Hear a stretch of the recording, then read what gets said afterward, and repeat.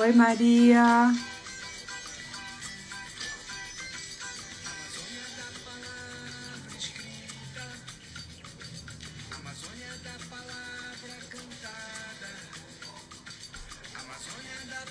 Cine Amazônia entrou também.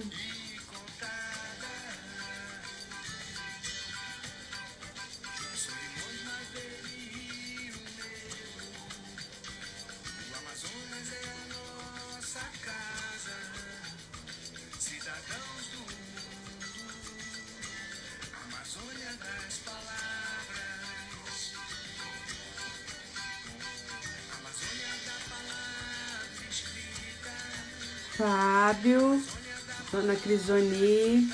Oi, Fabinho. O Léo entrou agora. Oi, Dani, tudo bem? Felipe.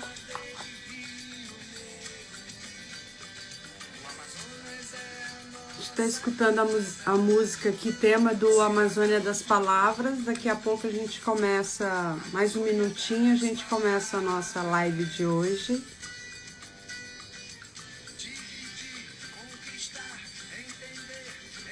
O pessoal está entrando.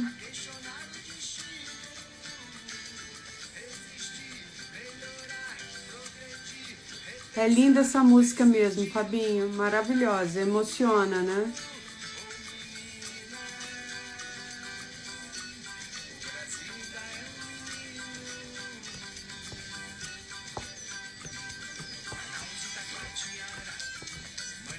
E a música fica na cabeça da gente, e aí é muito engraçado, porque na hora que eu vou falar o nome das...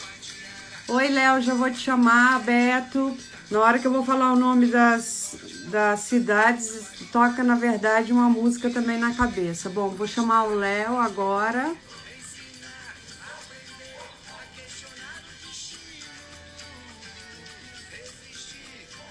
Chamei o Léo para a gente poder começar a nossa live de hoje.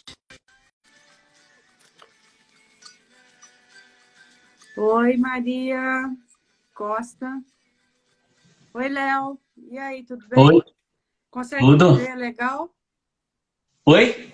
Tá conseguindo me ver e escutar legal? Sim, sim. Eu tô te vendo com a cabeça meio que cortada, entendeu? Ah, deixa eu só eu ajeitar aqui.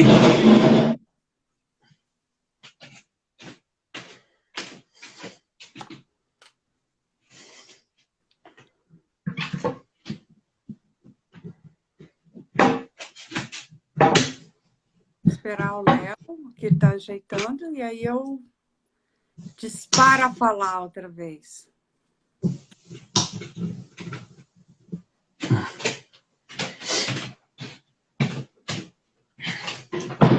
Ih, piorou.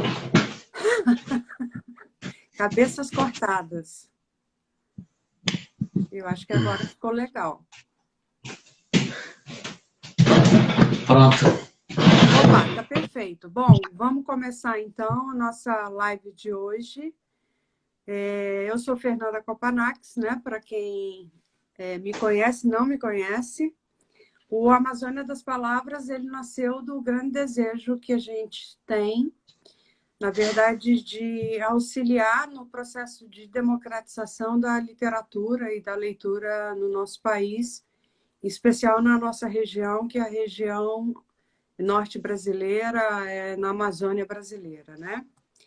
Bom, o projeto ele acontece através de oficinas, que a gente realiza oficinas durante os dias em que a gente está nas localidades em que a gente visita.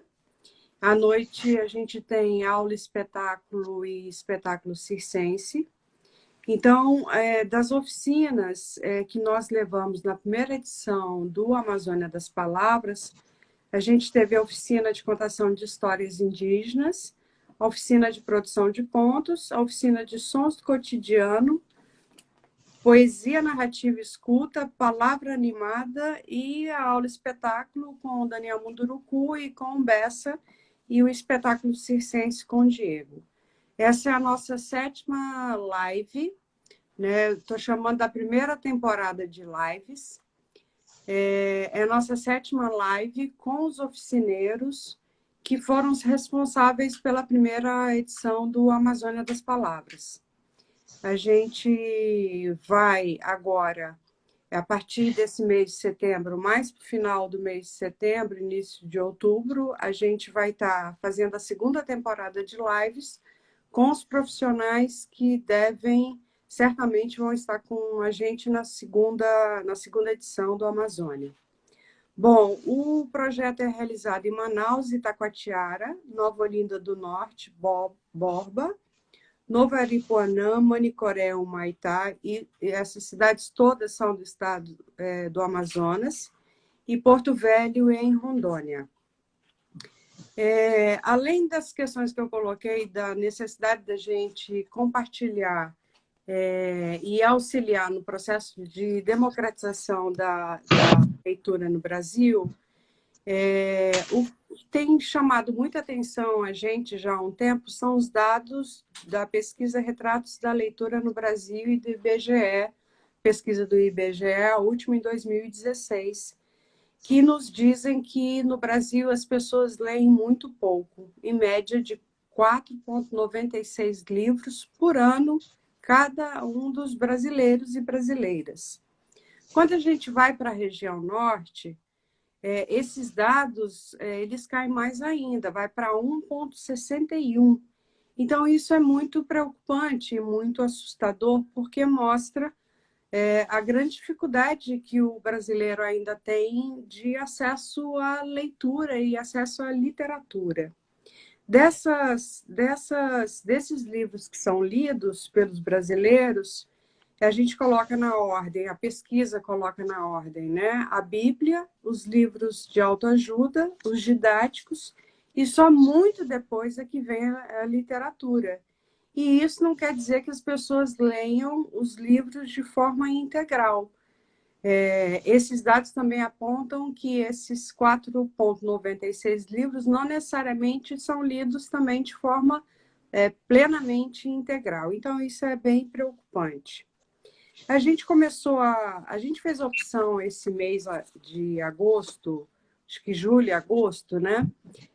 De começar a fazer essas lives do Amazônia das Palavras em virtude da grande tragédia que a gente vive no Brasil por causa do Covid, né? E aqui eu queria dizer a vocês que, infelizmente, a gente queria muito poder estar iniciando, inclusive, a nossa navegação. Em breve, a gente, no nosso cronograma de 2020, a gente já estaria muito próximo de dar início à nossa navegação. Infelizmente, o mundo e no Brasil, a gente teve essa 2020 é um ano que eu até brinco que é um ano que quase cancelado das atividades que envolvem principalmente quem trabalha com cultura, em virtude de que a gente aglomera muita gente. E aí, aqui eu queria deixar, inclusive registrado hoje, que o Brasil, hoje é dia 31 de agosto, né? E já saíram alguns dados dos óbitos por Covid no Brasil, e a gente está com quase 121 mil pessoas que morreram de Covid. Então, seria completamente irresponsável da nossa parte fazer as atividades ainda esse ano de forma presencial, porque não é possível que a gente naturalize a quantidade de pessoas que morreram já no Brasil, em 6 meses de pandemia aqui no Brasil. Não é possível algo como o que a gente tem visto da naturalização, em respeito a todos os profissionais que estão conosco, em respeito aos alunos, em respeito aos educadores, e em respeito especialmente às famílias e aos amigos das pessoas que perderam seus entes queridos diante dessa pandemia. Então, a opção pelas lives esse ano é essa, mas eu espero muito que o próximo ano a gente está o tempo inteiro na torcida da gente ter uma vacina para que a gente possa estar outra vez próximo às pessoas, até porque faz muita falta além de navegar, poder estar com todo mundo e todo mundo pertinho da gente, a gente pertinho de todo mundo. Bem, nossa conversa de hoje é com o cineasta Léo Ribeiro, responsável pela oficina Palavra Animada. A oficina realizou o trabalho unindo as técnicas do cinema de animação com a literatura. Através da técnica de pixelation, né, uma técnica de animação, objetivou a construção de histórias pertencentes ao imaginário dos estudantes vinculados com a construção de narrativas cinematográficas. O Léo vai poder falar um pouco sobre isso já já. Bom, quem que é o Léo? O Léo é ilustrador e animador, graduado em Arquitetura e Urbanismo pela Universidade Federal de Juiz de Fora, doutor e mestre em design. Foi pioneiro na produção de curtas-metragens de animação no interior de Minas Gerais e no estado como um todo. Dirigiu e produziu curtas de animação. Seus curtas já foram exibidos e premiados nos principais festivais de animação do Brasil e fora do Brasil também. E aqui no Brasil, no Animamundi, no Cineport, no Múmia, no FAM, na Mostra de Cinema de Tiradentes, Locomotiva, dentre tantos outros. Instrutor de animação no Senai, de 2013 a 2015, e do projeto Estúdio Escola de Animação do SESC Rio. Professor de animação do projeto Anima Escola, parceria entre as secretarias Municipal e Estadual do Rio de Janeiro e Animamundi, em 2015, e no projeto A Escola Vai ao Cinema, parceria entre o Sesc Nacional e o Animamundi. Animamundi está em todas, né? Não é à toa. Bem, o homem sempre buscou representar o movimento por meio de imagens ao longo da história. Das figuras pré-históricas de homens e animais pintadas e entalhadas em cavernas, que sugerem movimento através da consecução de posições dos objetos representados, como as pernas, os braços, as patas, no caso dos animais, as pinturas egípcias e gregas encontradas em objetos decorativos e utilitários do cotidiano, que mostram sequências de lutas.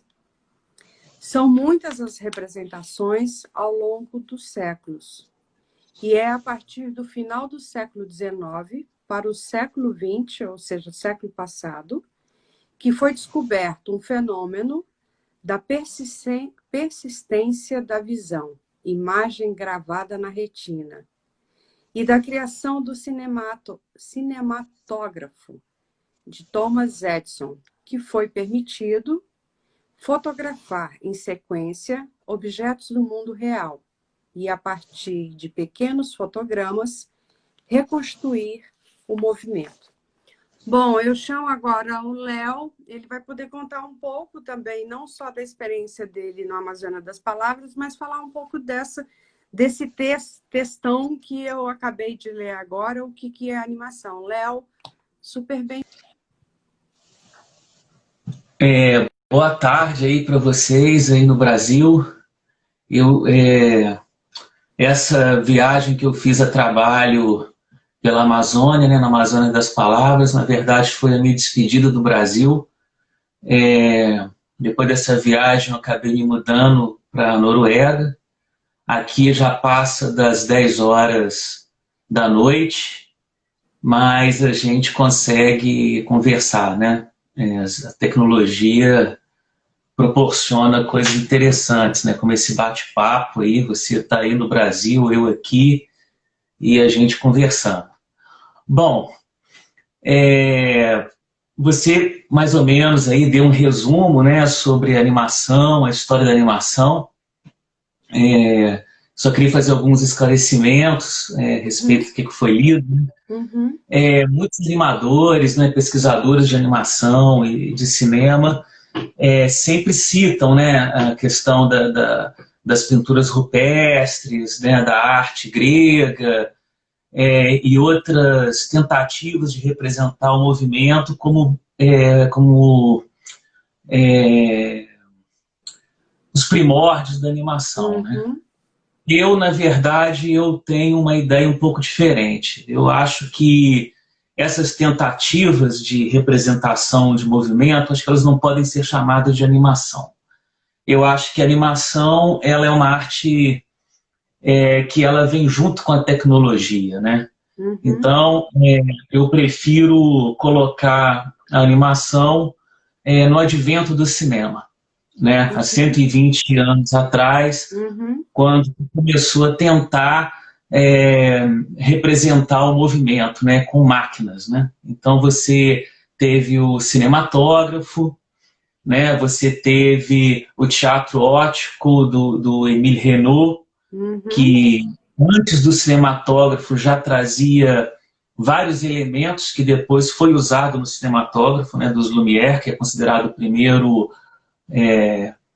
instrumento de cinema, né? Mas, assim, para nós animadores, o primeiro instrumento mesmo que inaugurou o cinema e a animação é o teatro óptico. Porque o teatro óptico ele já tinha a fita de filme, tá? Em película. Ele já tinha projeção numa tela, numa sala escura. E ele tinha até cor e som, né? Quando o cinematógrafo apareceu, era preto e branco e era mudo.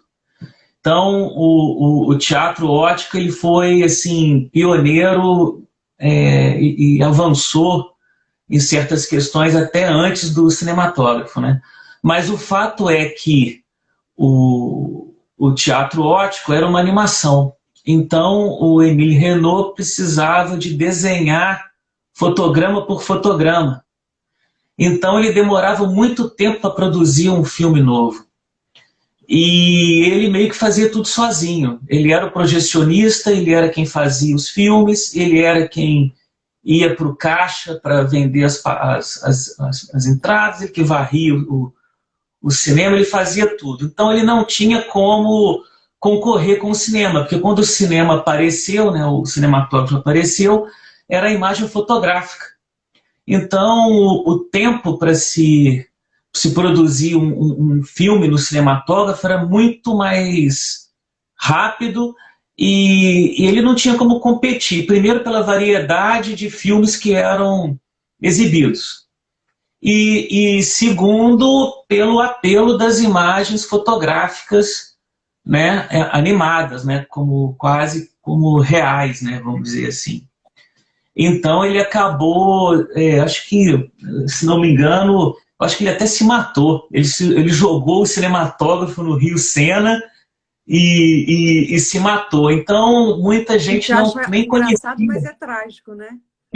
Muita gente nem conhecia esse artefato aí de cinema e muito depois os pesquisadores começaram a resgatar essa história. Então, assim, para a animação, para nós animadores, a maioria dos animadores consideram o teatro óptico como o primeiro suporte de animação, né? Com relação ao trabalho... Léo, antes da gente falar do seu trabalho no Amazônia das Palavras, como é que nasceu para você a animação? Eu sei que, assim, todo mundo que eu conheço é muito apaixonado por animação, né? Ela tem um poder incrível sobre a gente, né? Desde dos pequenos, quando a gente tem filho que adoram acompanhar, mas eu sou completamente apaixonada por cinema de animação. Como é que surgiu para você? Assim, quando foi que você disse, eu quero fazer isso? Essa história é boa, porque, na verdade, eu comecei fazendo história em quadrinhos. Eu sempre gostei de história em quadrinhos, né?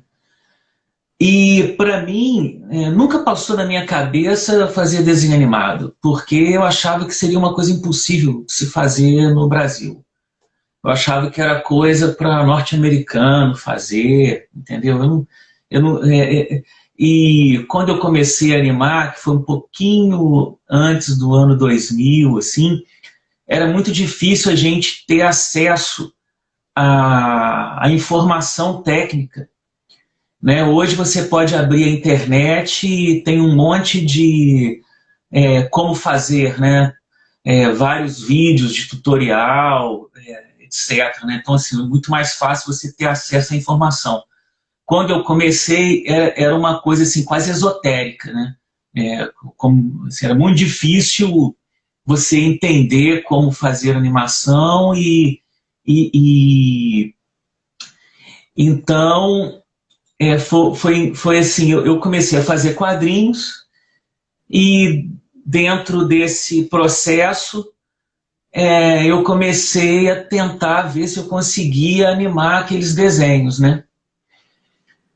E eu tinha um amigo que era curta-metragista, quer dizer, tenho, né? Porque ele não morreu, o Rogério Terra, em Juiz de Fora, e ele me presenteou com uma fita VHS da Funarte com curtas-metragens brasileiros.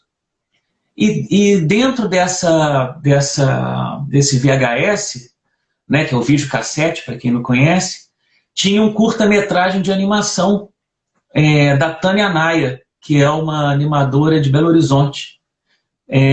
Então, na hora que eu vi aquilo, eu fiquei assim, pô, então dá para fazer, né? E eu vi no canto assim do VHS, né, na parte de trás, tinha lá CTAV, Centro Técnico do Audiovisual, Avenida Brasil, número 500. Aí eu falei, então acho que esse pessoal deve saber como é que faz animação.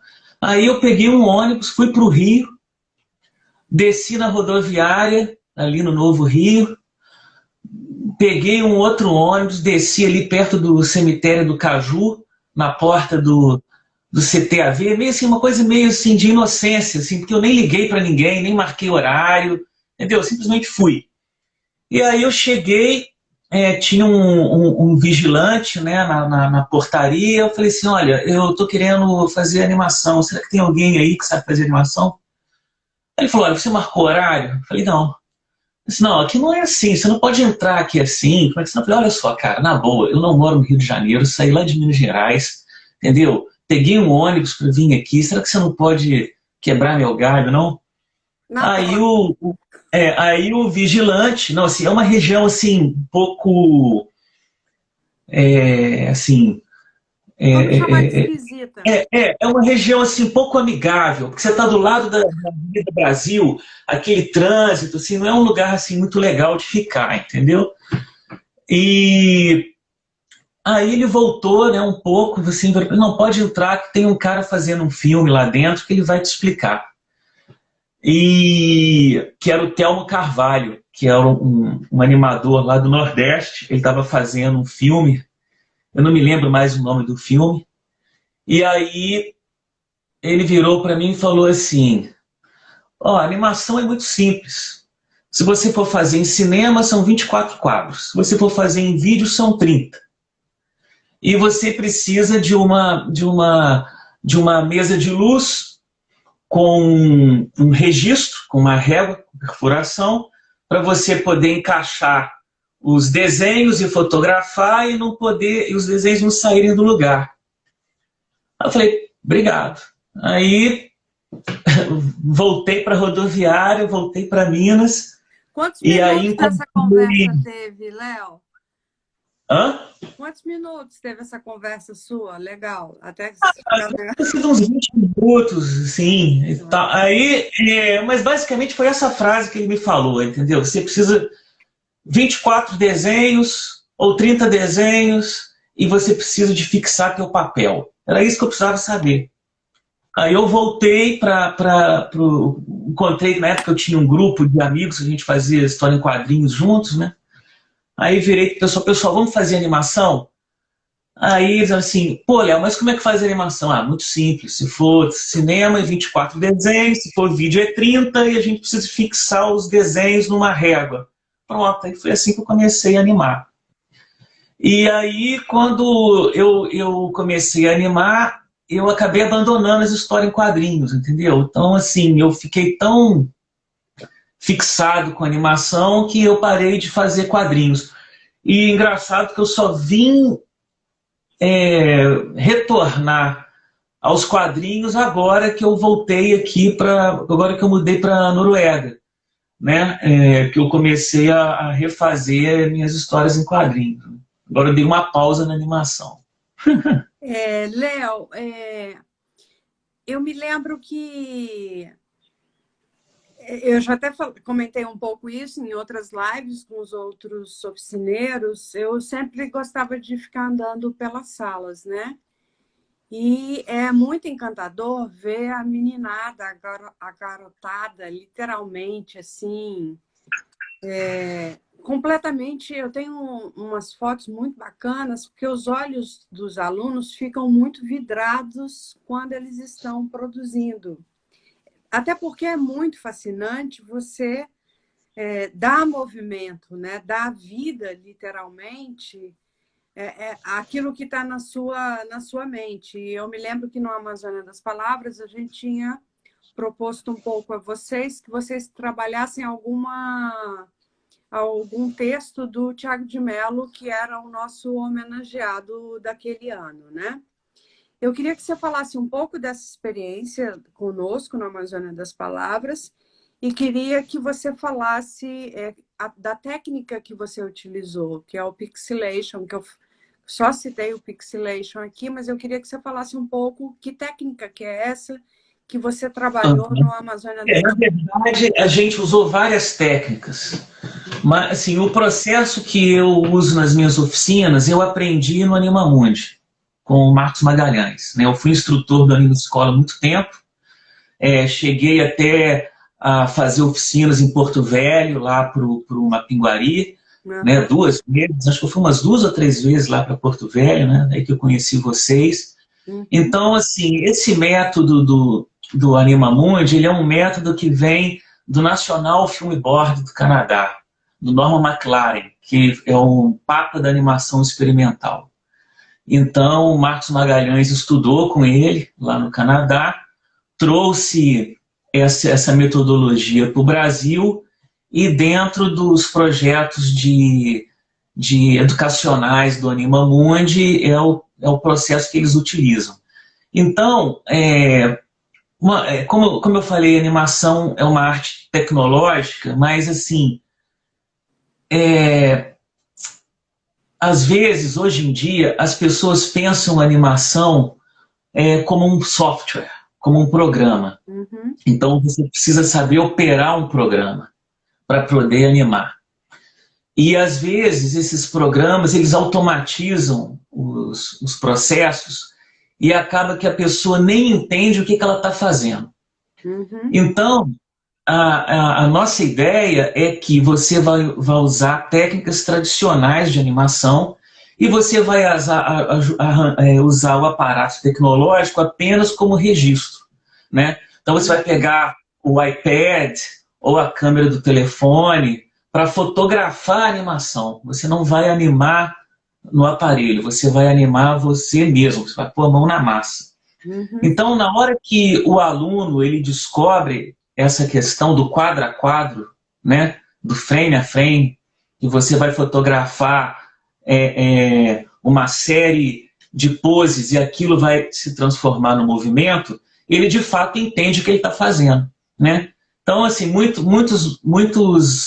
já aconteceu comigo, assim, de muitos alunos, assim, adolescentes, né, que a gente chama que micreiro, né, que fica ali no flash e tal, fazendo as coisas e de repente os caras descobrem, entendeu? Tipo assim, agora eu sei o que eu estou fazendo, entendeu?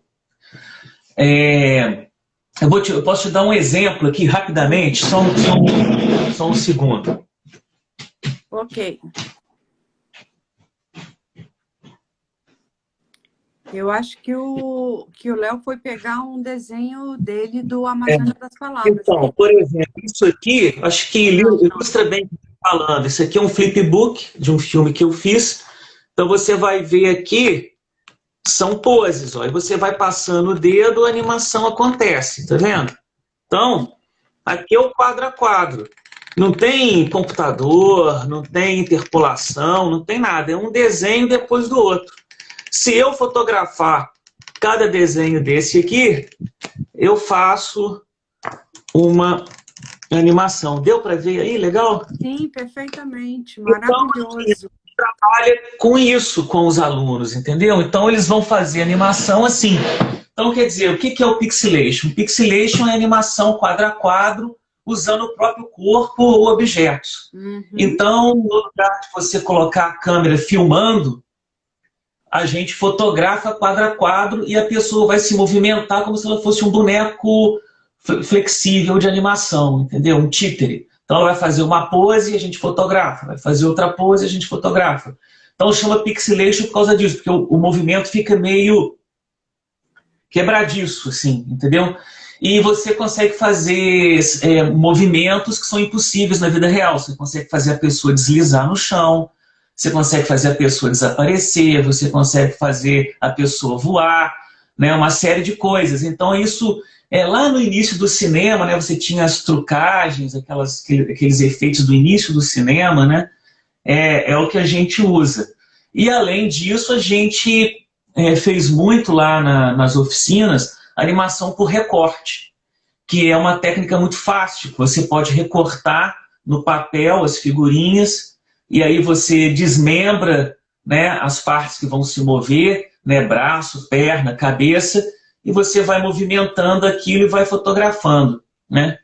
No início, a gente tentou realmente fazer uma adaptação, né, do trabalho do Thiago, né? Mas Poesia, né? das oficinas eu notei que as crianças tinham uma necessidade de expressar, entendeu? O que elas queriam animar. Sim. E se a gente restringisse muito a temática, o trabalho não ia render. Então foi legal, porque eles colocaram para fora as figuras que eles têm em volta. Então a gente animou barco, animou cobra, animou peixe, animou uma série de figuras, assim, e foi bem interessante. Figuras que fazem parte do cotidiano delas, né? Como adolescentes e crianças da própria Amazônia, né? Você lembra de algum fato que foi muito marcante? Ou então algum trabalho muito marcante durante o Amazônia das Palavras? E assim, você sente alguma diferença? E aí, numa perspectiva de território mesmo, né? Do trabalho de animação na Amazônia e em outros locais que você já trabalhou, como no Rio de Janeiro e tantos outros locais? Olha, já faz algum tempo que eu fiz esses filmes, então assim, eu não posso citar nominalmente um aluno ou onde exatamente os destaques, né? Mas eu prefiro dizer no geral. Eu acho assim que tanto na Amazônia como no sul do país, no Nordeste, no Sudeste, qualquer lugar, viajei muito no Brasil dando oficina, você sempre encontra talentos. Eu acho que o brasileiro ele tem uma facilidade para fazer as coisas, entendeu? Ele se vira, entendeu? Então, como pegar tem muita ônibus de Minas Gerais tem muita e gente ir para o boa, Rio de tem muita gente Janeiro boa. para uma conversa de 20 Então, minutos. Né? não precisa de pegar um ônibus, a gente vai até lá, entendeu? Então, assim, eu acho que é legal isso, porque às vezes você chega num lugar e a pessoa está esperando aquele toque que eu tive quando eu fui lá no CTAV, entendeu? Então, na hora que você dá aquele toque, a pessoa depois vai, né, descobre o caminho dela. No Amazônia das Palavras, aí a partir do que você disse, que as crianças e adolescentes, né, preferiram ficar mais à vontade, você lembra dos trabalhos que você fez com elas? O que você retratou? Assim, a gente tinha dois tipos de animação. Quando a gente fazia o pixelation, era mais um exercício de animação para eles animarem sem precisar de produzir, no sentido de desenhar ou recortar, sem precisar de fazer um trabalho artístico. Era mais para eles entenderem a questão do quadro a quadro. Então, a gente montava assim, cenas esquemáticas, com cadeiras mexendo, pessoas desaparecendo, mágico, objetos movendo sozinhos. Então, assim, não tinha muito assim, uma narrativa ou um imaginário, né? Era mais para mostrar a técnica. Num segundo passo é que a gente começava a animar e a tentar inventar coisas, né? Então, as pessoas assim traziam coisas para a gente, né? Então, eu quero animar peixe, eu quero animar um jacaré, eu quero animar um gato. Era mais assim, era muito essa coisa de querer fazer um movimento de um animal ou de alguma coisa. Assim, não tinha assim, uma história propriamente dita, né? Mas é aquela coisa, você pega uma imagem ou uma cena e começa a editar, acaba que você cria um sentido, né?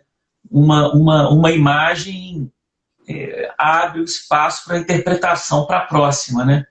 Então, se você pega esses desenhos, esses micro desenhinhos que a gente fez, essas microanimações, dá até para tentar ver um sentido, mas não tinha um sentido assim, de história. Era mais uma experimentação mesmo. E, Léo, eu tenho acompanhado você nas suas redes sociais, né? Acho que eu e uma turma que, inclusive, estava conosco na nossa viagem na Amazônia das Palavras. Eu tenho observado que você tem feito... Eu tenho chamado de gibi, inclusive, falei disso nas outras lives. Que você fez algumas histórias, inclusive, que não foram as histórias necessariamente ligadas aos alunos, mas você contou histórias, tem contado histórias de situações da nossa própria viagem. Fala um pouco sobre isso. Eu acho isso muito interessante porque eu sempre tive vontade de fazer uma história um pouco tipo um falso documentário, né? E eu acho assim, eu tinha muita bagagem para fazer isso. Eu nasci em São João del Rei, por exemplo, né, que é uma cidade histórica. Então, eu tinha muita bagagem cultural para fazer isso. Eu poderia ter feito isso com as cidades históricas de Minas Gerais. Eu poderia ter feito isso no Rio de Janeiro. Eu morei 10 anos em Santa Teresa, que é um lugar assim fantástico para se criar esse tipo de história. Eu não sei te explicar porque que eu nunca fiz isso. Mas no momento que eu fiz aquela viagem pela Amazônia, eu comecei a sentir a necessidade de pôr isso para fora. Eu acho que foi uma coisa assim, muito especial, mesmo eu sendo uma pessoa, um neófito, um cara que chegou lá de paraquedas, que não entendia as coisas direito, eu me senti... não é obrigado, mas tem que explicar isso, como é que funciona. Eu tive que colocar isso para fora. Acho que foi meio despedida do Brasil, foi uma coisa marcante, um Brasil que eu não conhecia.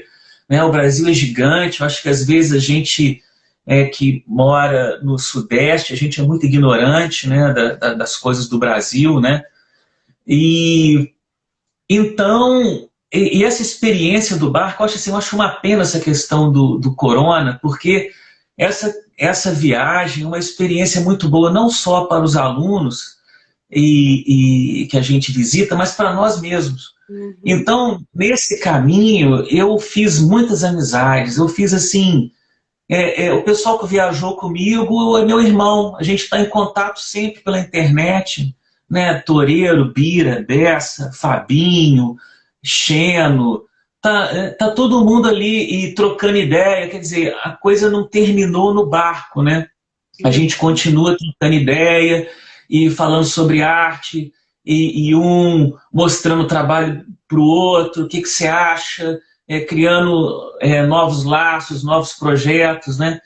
Então, como vocês têm um material enorme, né, de documentário, né, sobre tudo que aconteceu nas salas de aula e na viagem como um todo, né, no projeto mesmo, eu tentei começar a fazer uma história mais pessoal de experiências que eu tive durante a viagem.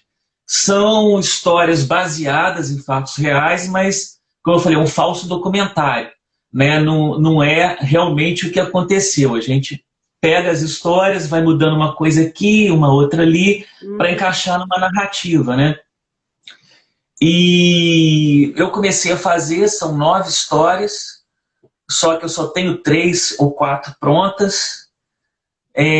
Tem uma história assim, que fez muito sucesso na internet quando eu mostrei, que foi uma história que o Fábio contou, né, a respeito de quando ele parou de caçar, né? Então, assim, tem outras histórias, né? Eu posso até mostrar alguns desenhos aqui. Seria ótimo, seria ótimo. Que... O Fabinho, que está aqui conosco na live, também está acompanhando. Está famoso, viu? Então, aqui, ó, por exemplo, eu comecei a fazer primeiro desenhos, não tinha uma narrativa exatamente. Então, aqui é a cabine, né, que a gente viajou. Tá dando para ver? Sobe mais um pouquinho só. Opa, assim, tá bom? Exatamente, maravilhoso. Tá vendo? Aqui é a cabine que a gente viajou. Aqui você tem a vida no barco, né? Aí tô eu aqui trabalhando, editando as animações entre uma cidade e outra. Fantástico. Pessoal descansando lá no convés superior, né? Eu quero saber quem que é esse daí que está descansando, o Léo. Porque ele vai ser retirado da próxima, que ninguém descansa. Aqui a gente subiu, né? Que a gente viajou quando o rio estava abaixo, né? Então todo o porto tinha Isso é uma coisa muito louca, né? Você vê a diferença do nível, né? Do rio, né? Isso é o quê? Borba? E eu não me lembro. Deixa eu ver aqui o que está escrito aqui. Nova Olinda. Nova Olinda. E também peguei um pouco da arquitetura, né? Então, ó, tem a ópera. Manaus. Tem o peixe e o vitral do mercado. Encontro das águas. Maravilhoso. Tempestade que a gente pegou no caminho. Mais devagar, Léo, mais devagar. Então, assim, eu fui começando a fazer esses desenhos. E aí eu falei, pô, isso aqui dá uma história. Eu acho que dá pra gente fazer uma narrativa aqui. E aí eu comecei a fazer os quadrinhos, né? Eu vou mostrar aqui. Eu quero saber quem é aquele que você desenhou descansando, viu? Depois você vai, à parte, me dizer. Tô brincando. Aqui já é uma página dos quadrinhos, ó. O barco, né? As balsas, né?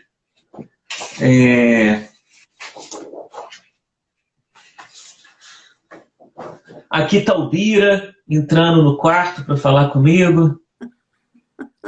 Você é muito generoso de chamar de quarto, né?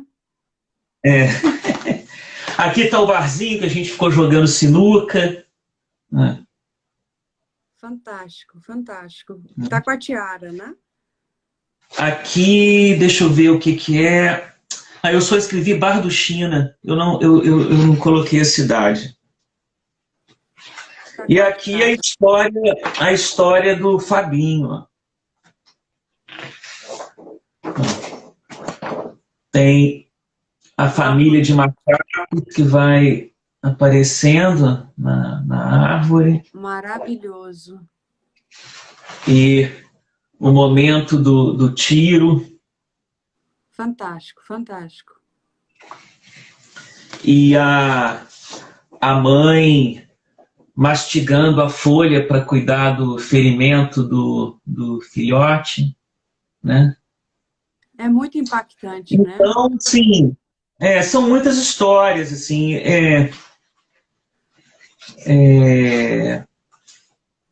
E agora, assim, eu comecei a fazer preto e branco, né? As histórias, né? Por exemplo, essa aqui tem uma cor pontual, mas assim, o projeto originalmente era preto e branco. E essas coisas de internet, eu comecei a publicar isso na internet. Eu tenho um amigo que também é animador, é o Pedro Barreto, Uhum. e ele assim, gostou tanto do projeto, falou assim, olha, eu gostei tanto do seu projeto, você não pensa em fazer colorido, não? Aí eu falei, olha só, o problema é que é tanta coisa que eu preciso de desenhar que eu não tenho tempo de colorir. Eu vou colorir para você. Aí a gente começou essa parceria. Então na internet você já vai poder ver essas páginas, elas já estão coloridas, né? O Pedro coloriu. Então a gente está com essa parceria, ele está colorindo, né? Eu mando para ele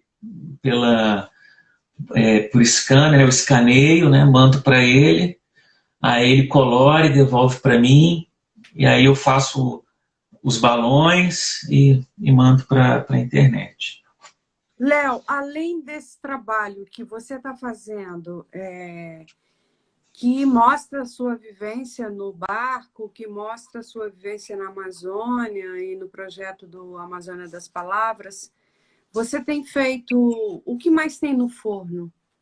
O que está mais no forno em matéria de animação? De animação, eu dei um tempo de animação. Eu acho até engraçado isso, porque eu comecei com os quadrinhos, Uhum. mergulhei de cabeça na animação, parei totalmente de desenhar quadrinhos e agora eu estou retornando para os quadrinhos, que é uma linguagem que eu domino muito bem. E nesse momento eu não tenho pensado muito em animação, mas quem sabe até esses quadrinhos, depois de prontos, não podem ser adaptados para uma animação, né? Exatamente. Então, eu tenho alguns roteiros guardados, assim, que eu não consegui animar ainda, mas eles estão meio que na geladeira, né? O projeto que eu tenho agora é esse, dessas histórias, e eu também comecei a fazer alguns desenhos por aqui, tentando começar a entender melhor aqui esse país que eu estou morando agora.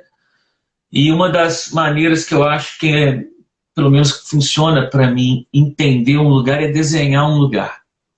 Então agora eu estou começando a sair pelos lugares aqui desenhando e talvez eu veja se eu consigo publicar um livro de desenhos urbanos daqui, da arquitetura, das coisas que eu estou vendo por aqui. É É, interessante porque o norueguês também ele tem uma ligação muito forte com barco, né? Aqui é um lugar assim que tem uma tradição pesqueira muito grande, você vê muito barco. Então eu acho assim que a Amazônia e a Noruega, por incrível que pareça, tem muito em comum. Eu vejo aqui. E outra coisa interessante também que são as casinhas de madeira, né? Que tem muito na Amazônia. Também o pessoal constrói muito com madeira. É muito raro você ver um edifício de concreto ou de tijolo, assim. É mais no centro da cidade, né? Então, na é Amazônia por interessante. causa do calor, né? Aí por causa do frio, né? Eu não sei exatamente o porquê, mas aqui eles têm essa metodologia de construção de madeira, é uma coisa super rápida, as casas parecem até uma coisa assim de Lego, entendeu? Vem tudo pré-fabricado, todo mundo equipado, com um monte de ferramenta, monta uma casa rapidinho. Fantástico. Olha só, a gente está 10 minutos já do término da nossa live e daqui a pouquinho eles somem literalmente com a gente, a live cai. Queria dar alguns recados. O primeiro que dia 5 agora, desse mês, a gente comemora o Dia da Amazônia. Está um pouco difícil. A gente comemora a Amazônia sempre, né? Para sempre. Mas a Amazônia enfrenta hoje um processo assustador de desmatamento e de queimadas gigantescas, né? Eu até disse semana passada, na live da semana passada, que a gente não pode viajar, navegar esse ano, né, nesse momento, agora setembro, outubro, em virtude da pandemia, mas se as coisas continuarem correndo do jeito que estão, a gente não conseguiria navegar por não ter condições de navegação pelo Rio Madeira, porque está completamente encoberto. Isso é extremamente preocupante. Hoje eu vi uma matéria dizendo que há 32 anos não se tinha tanta queimada no estado do Amazonas quanto esse ano de 2020. Então, isso é uma tragédia. Mas no dia 5 a gente comemora o Dia da Amazônia e a gente vai estar, não sei se dia 5 ainda, mas esse mês agora de setembro a gente vai estar lançando o documentário que foi feito sobre a Amazônia das Palavras. Vai ter a direção aí do Jurandir Costa e também a edição a montagem do Cheno Veloso. E aí tá ficando assim magnífico, maravilhoso, com inclusive imagens do Fabinho que está aqui conosco. Hã? Eu quero ver. Eu quero ver, estou doido para ver isso. Tá com saudade, não tá? É. A gente está com saudade. Mas a gente vai estar lançando aí também via as redes, porque a comunicação que a gente tem, que a gente pode estar com as pessoas, a gente vai estar passando para vocês também, que mostra um pouco o cotidiano de cada um de vocês, como oficineiros, o cotidiano do barco, e as histórias que também acabaram nos alimentando muito na própria viagem. Situações que não são necessariamente das oficinas, na verdade, a Amazônia das Palavras é o condutor, mas que a gente teve a oportunidade de vivenciá-las, né? Que é bem interessante. Bom, dizer para vocês também que a gente, durante esse período aí de setembro, hoje é a 7ª live que a gente fez do Amazônia das Palavras da primeira edição. Agora, na segunda temporada, estou chamando de temporada, na segunda temporada a gente vai estar fazendo lives com futuros oficineiros que estarão conosco. Então, você falou do Marcos, né? Magalhães, e provavelmente ele vai estar com a gente na segunda edição do Amazônia das Palavras, viu, Léo? Eu acho que vai ser muito, muito bacana, muito bacana. Bom, então, praticamente é isso. E aí eu queria, Léo, que você... A gente vive um processo de desmonte do cinema nacional no Brasil, né? De desmonte da cultura como um todo. Literalmente, as coisas estão paradas, não só pelo Covid, mas em virtude do desmonte que a gente vive na cultura em tudo mais no Brasil. Mas na cultura, a gente, durante esse ano de 2020, nós fomos os primeiros a parar e certamente seremos os últimos a voltar, entrar em campo, né? Seja no set de filmagem, seja no teatro, seja nos shows, enfim. Eu queria passar a palavra para você fazer as considerações finais, dizer que te agradeço muito, eu sei que aí está tarde da noite já, aqui a gente ainda está iniciando a noite, ainda nem entrou a noite, espero que a gente possa estar muito mais breve do que a gente tem a ideia, a gente possa se reencontrar também, e que a gente possa curtir muito o teu trabalho sempre, sempre. Eu queria agradecer você e o Jura por terem me convidado para fazer parte desse projeto incrível, a confiança que vocês tiveram no meu trabalho, fico muito satisfeito. Assim, agradeço muitíssimo a experiência que eu tive, e torcer para que as coisas entrem na normalidade, né? Que está muito difícil, né? A gente está vivendo uma situação política e sanitária complicada. Para a cultura é o pior dos cenários possíveis, né? No entanto, quem trabalha com cultura sempre nunca teve o ideal, né? A gente está sempre correndo atrás das coisas, inventando a roda todo dia. É muito difícil, né? Eu até te digo que um dos motivos de eu ter me mudado para cá foi isso, porque eu percebi que ia acontecer esse desmonte das políticas de cultura, e eu fiquei com medo de ficar sem trabalho. Eu tenho uma filha de 4 anos, e já com 45 anos, eu falei assim, olha, eu não posso entrar nessa loucura de novo. Então, eu acabei optando por vir para cá. Eu acho que eu tive sorte, eu acho que nem todo mundo tem essa oportunidade. Uhum. Acompanho com muita preocupação a situação do Brasil, dos amigos, dos familiares. E a única coisa que eu posso desejar é boa sorte para todos e que as coisas melhorem. É isso. Você começa, inclusive, a sua fala hoje falando do CTAV e da Funarte, né? Estruturas fundamentais para a cultura brasileira, né? A gente também fica...